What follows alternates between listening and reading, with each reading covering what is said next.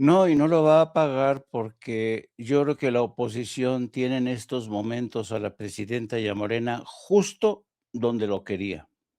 Mira, le voy a pedir a la querida Marvel que nos ponga las cabezas, los titulares de 2 columnistas de la oposición, porque son abiertamente de la oposición, me refiero a Denise Dresser, por ejemplo. Denise Dresser dice: "A ver, después de en medio de este escándalo, ¿pero quién manda? ¿Manda la presidenta? ¿Manda López Obrador? ¿Mandan las tribus o manda el miedo a Estados Unidos? ¿Quién gobierna?". Ese es el primer caso. El segundo caso, Sergio Sarmiento pone: "La farsa de Rocha Moya. La presidenta Claudia Sheinbaum no quiere que Rubén Rocha Moya le dificulte la relación cada vez más compleja con Washington", ¿no?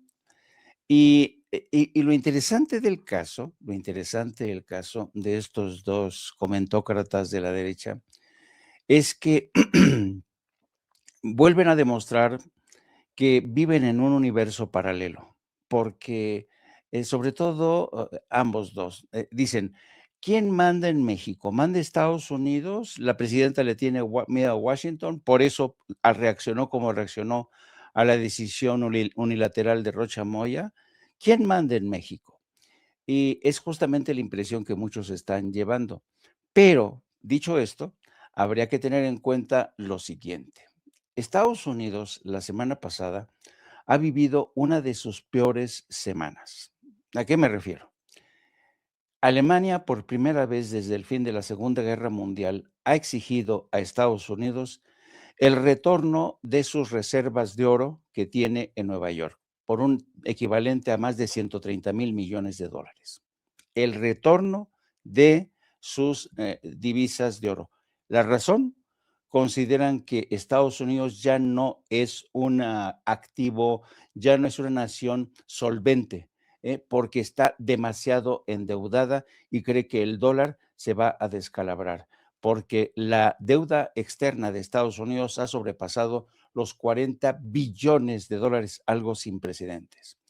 La semana pasada también, Dinamarca, la más importante, empresa de pensiones danesas, eh, ha dicho que va a vender todos los tesobonos de Estados Unidos, todos los bonos del Tesoro de Estados Unidos, porque, ya Estados Unidos ha dejado de ser solvente. Después de Dinamarca, ha sido también, Alemania y, otros países que han dicho que ya van a comenzar a vender los bonos del tesoro porque se están convirtiendo en papel mojado. ¿Qué quiere decir esto? Que todos ven venir una cataclismo financiero en Estados Unidos, porque Estados Unidos ha mentido con la guerra en Irán, que ha sido un desastre, ha llegado a una deuda externa exorbitante. Los síntomas de una crisis política son sin precedentes.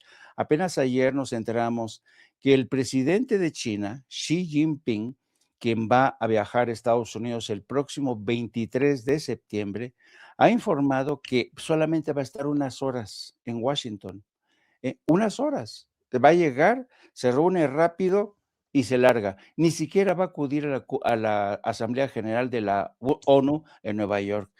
Llega el mismo día y se va el mismo día, a diferencia de otras ocasiones en que ha estado más de 4 días. Bueno, y el argumento que da China es que el caos que se respira en la Casa Blanca es sin precedentes, con escándalos que tienen que ver con una mujer que se ha convertido en una especie de amante, me refiero a Natalie Hart, que es, le dicen la mujer impresora.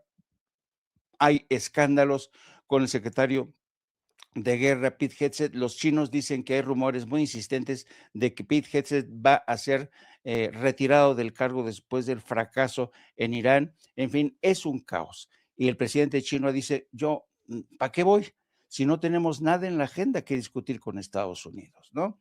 Entonces, fíjate bien, a una nación como Estados Unidos, que está al borde de la bancarrota, que están vendiendo los tesobonos, el señor Sergio Sarmiento y Denise Dresser dicen: "A ese país le tiene mucho miedo Claudia Sheinbaum", ¿no? Porque no sé a qué.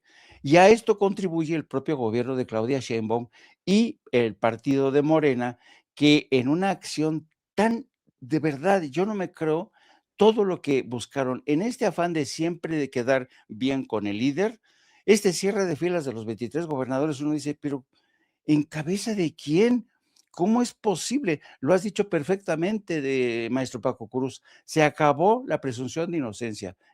Ya que se vaya directo, que vaya preparando sus chivas el gobernador de Sinaloa, exgobernador de Sinaloa, porque seguramente va a terminar en Estados Unidos.